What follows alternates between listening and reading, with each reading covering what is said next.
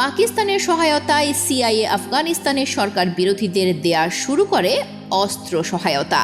আফগান যোদ্ধারা সোভিয়েত ইউনিয়নের বিরুদ্ধে গড়ে তোলে সশস্ত্র প্রতিরোধ। পুরো দেশেই গঠিত হয় অসংখ্য গেরিলা যোদ্ধা দল, যাদেরকে বলা হতো মুজাহিদিন।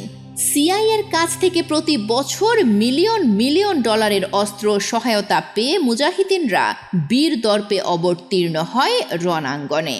যাদের হাতে একসময় একটি অ্যানালগ বন্দুকও ছিল না, সেই মুজাহিদিনদের হাতে আমেরিকা পৌঁছে দেয় anti aircraft missile, anti tank missile সহ অত্যন্ত অত্যাধুনিক সব সমরাস্ত্র।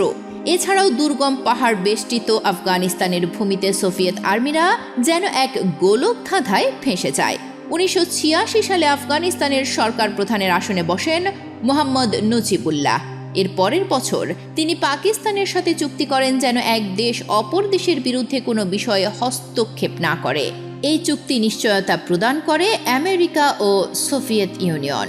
আমেরিকা তখন সোভিয়েতকে জানায় আফগানিস্তান থেকে তারা সৈন্য প্রত্যাহার করে নিলে মুজাহিদিনদের আর অস্ত্র সহায়তা করবে না মার্কিনীরা।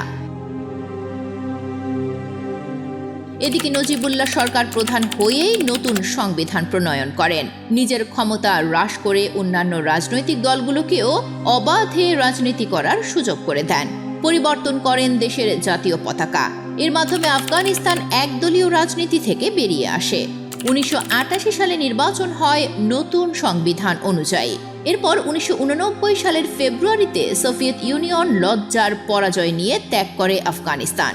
তবে আমেরিকা কিন্তু তখনও মুজাহিদিনদের অস্ত্র এবং আর্থিক সহায়তা দেয়া বন্ধ করেনি। তাই সোভিয়েত ইউনিয়নও নজিবুল্লাহ সরকারকে বিভিন্ন সহায়তা দিয়ে হাতে রাখতে চেয়েছিল। কিন্তু 1991 সালে সোভিয়েত ইউনিয়নের পতন হলে আফগানিস্তানেও নজিবুল্লাহর দিন ফুরিয়ে আসে। এই সময় আফগানিস্তানে মুজাহিদিনদের মাঝে শুরু হয় অন্তর্দ্বন্দ্ব। দেশটি এবার জড়িয়ে পড়ে এক রক্তক্ষয়ী গৃহযুদ্ধে।